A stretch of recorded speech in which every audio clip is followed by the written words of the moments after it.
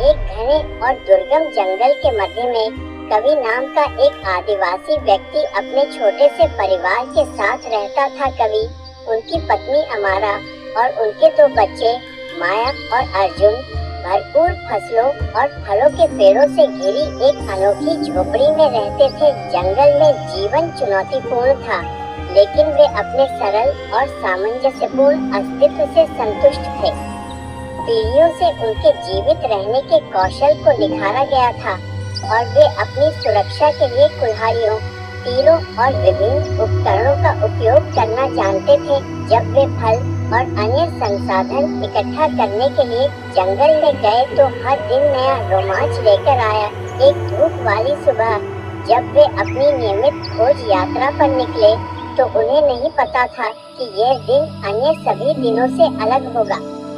जैसे ही वे जंगल में गहराई तक गए, उनकी नजर एक छिपे हुए खजाने पर पड़ी। एक ऊंचे ओक के पेड़ पर लटका हुआ एक विशाल मधुमक्खी का छत्ते का एक जटिल जाल था जो सुनहरे शहद से चमक रहा था। यह उनके द्वारा अब तक देखी गई किसी भी चीज से भिन्न था। माहौल में उत्साह भर गया और वे जानते थे कि यह खोज उन्हें महीनों तक कायम रख सकती है।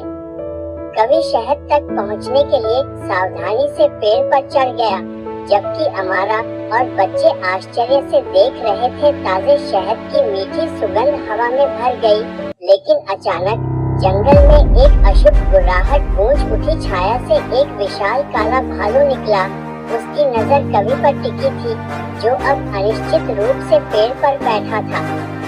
अपने विशाल आकार को झुठलाने वाली गति से भालू कवि पर झपटा। कवि ने अथक भालू से बचने के लिए अपनी कुल्हाड़ी का इस्तेमाल किया तो एक भयंकर युद्ध शुरू हो गया। जैसे जैसे लड़ाई बढ़ती गई, बच्चे और अमारा भयभीत होकर देखते रहे।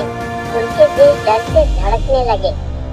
भालू कवि के बाएं पैर को पकड़ने में कामयाब रहा और अपने दांत उसके मांस में गहराई तक गड़ा दिए। कवि दर्द से चिल्लाया, लेकिन निराशा के आगे झुकने से इनकार कर दिया। एड्रेनालाइन के उछाल के साथ उसने अपनी सारी ताकत जुटाई और अपनी कुल्हाड़ी भालू के पक्ष में चला दी। भालू पीड़ा से दहाड़ने लगा, लेकिन उसने जाने नहीं दिया। एक हताश कदम में कवि पास की एक शाखा तक पहुंचा और उसे तोड़ दिया। पूरे क्रोध और दृढ़ संकल्प के साथ उसने भालू की एक आंख में तेज धार भोंक दी। भालू पीड़ा से चिल्लाने लगा और कवि के पैर पर उसकी पकड़ ढीली हो गई। जीवित रहने के अंतिम कार्य में कवि ने वही क्रिया दोहराई जिससे भालू की दूसरी आंख पर चोट लगी।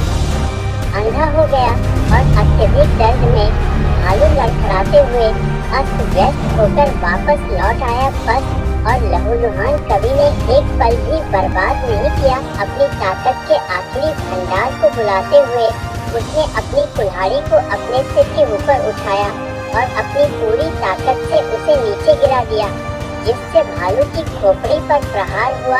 एक गगनभेदी आवाज के साथ भालू बेजान होकर जंगल के फर्श पर गिर गया।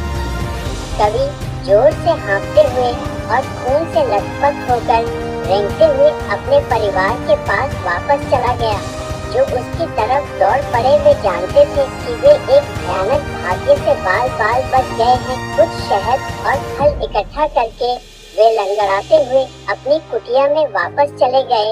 अपने जीवित रहने और भाग्य के अप्रत्याशित मोड़ के लिए आभारी थे, जिसने उनकी ताकत और दृढ़ संकल्प का परीक्षण किया था।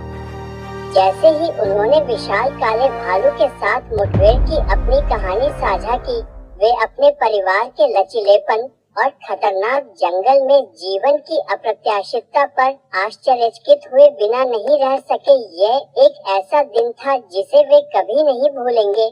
एक ऐसा दिन जिसने उन्हें करीब लाया और एक ऐसा दिन जिसने उन्हें जीवित रहने का सही अर्थ और आश्चर्यजनक ताकत सिखाई, जो खतरे का सामना कर सकती है।